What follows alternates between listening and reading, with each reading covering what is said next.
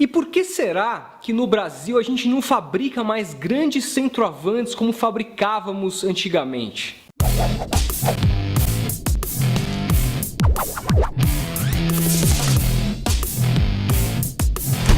Fala, futeboleiro, beleza? Como é que vocês estão?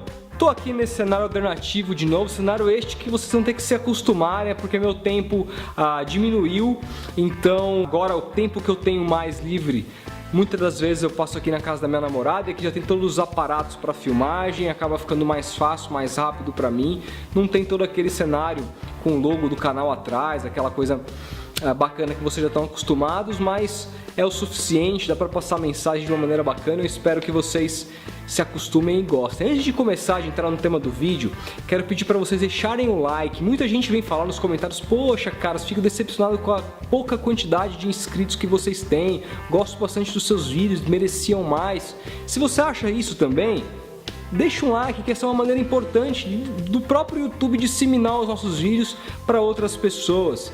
Se você não está inscrito aqui, já se inscreva no canal, que tem bastante vídeo, a gente vai trazer quadros novos, estamos cada vez mais aí melhorando o conteúdo. E, por último, também compartilhe esse vídeo com seu amigo que gosta de futebol e não conhece a gente, então faça isso pela gente, beleza? Mas para entrar no tema, estava pensando bastante porque esse tema partiu de uma reflexão. Na verdade, esse tema era diferente. O tema inicial desse vídeo era a morte dos segundos atacantes no futebol brasileiro e futebol mundial, em detrimento da mudança de esquemas que se mostrou aí nos últimos anos, muito principalmente nessa última década. Mas aí, analisando assim o roteiro, o que eu ia falar, como é que eu ia ponderar toda essa situação, eu percebi uma coisa ainda mais chocante, que a morte do segundo atacante, ela pode ter sido um dos principais motivos para que a gente não tenha centroavantes hoje de grande qualidade. Finalmente, claro, apareceu o salvador da pátria, ele, Gabriel, o Jesus, para nos salvar, né? Mas ele é o único nesse momento, tanto que a seleção brasileira não tem reserva para ele. E não fosse ele, um menino de 18, 19 anos, que a gente coloca toda ali a esperança nas costas, o que seria da nossa camisa 9 na seleção brasileira, no nosso futebol brasileiro, né? E essa reflexão eu tive, então eu comecei a analisar, fazer um paralelo ali da morte do segundo atacante com essa escassez de centroavantes que a gente tem, e eu vou explicar, vocês vão entender bem o que eu tô querendo dizer. Para vocês entenderem, para simplificar a conversa, primeiro explicar que esse papo vai ser um pouco mais técnico, um pouco mais tático. Eu gosto muito desse assunto. Eu acho que o que diferencia um cara que se predispõe a falar sobre futebol, porque no Brasil, como bem diz o ditado, temos 200 milhões de técnicos, né? Todo mundo entende de futebol porque é o principal esporte do país, todo mundo pratica, todo mundo assiste, todo mundo gosta, todo mundo se reúne na Copa do Mundo, então todo mundo se acha entendedor desse assunto. E de fato somos entendedores mesmo, a torcida costuma, geralmente eles sabem o que eles estão falando. Agora, o que diferencia o torcedor comum, o cara que acompanha, de um cara que se predispõe a comentar, a se tornar um jornalista esportivo, é o estudo desse esporte. Parte desse estudo é uma questão tática, e isso me incomoda muito porque hoje em dia na imprensa esportiva vejo poucos nomes que dominam de fato essa questão. Eu ainda estou longe... Isso, moto, passa. Obrigado.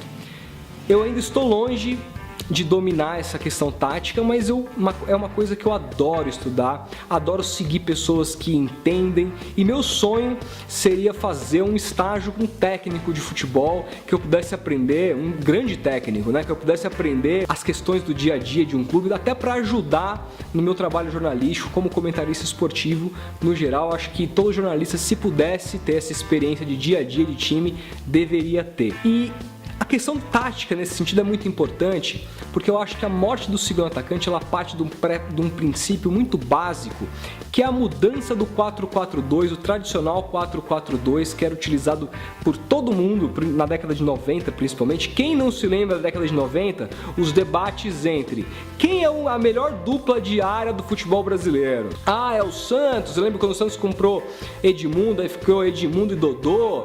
Ah, é o São Paulo com Reinaldo e França. Ah, é o Corinthians com... Bom, não vou lembrar exatamente todas as duplas de área da década de 90, mas tivemos diversas em diversos momentos.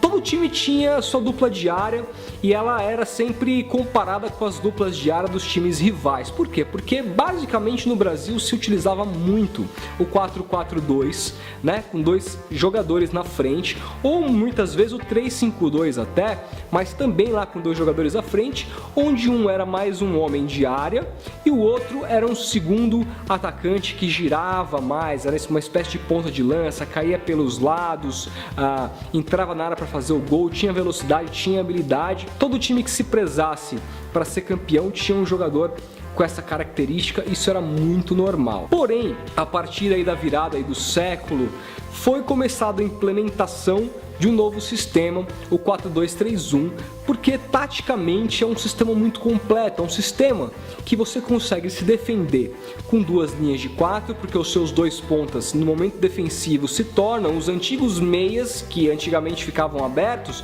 hoje eles ficam centralizados e muitas vezes eram dois meias, hoje é um só que fica centralizado ali na sobra entre ele e o centroavante. Então você conseguia montar essas duas linhas de 4 nesse 4-2-3-1 da mesma maneira como você conseguia num 4-4-2. Não bastasse isso, no momento ofensivo você joga praticamente num 4-3-3, porque esses meias atacantes abertos viram atacantes que fazem o facão e entram na área toda hora. Esse sistema se disseminou.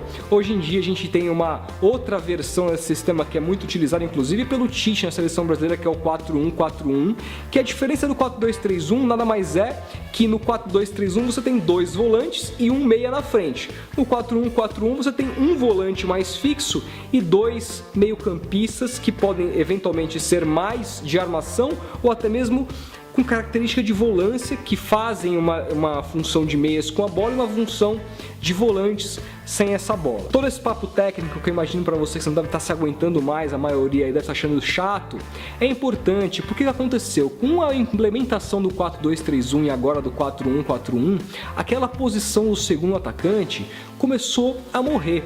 E qual que é o ônus disso? Hoje em dia, a regra é: vamos utilizar na nossa base o esquema que nós utilizamos no profissional, certo? E aí na base, os times implementam o mesmo esquema do profissional, como muitas vezes, por exemplo, o 4-2-3-1.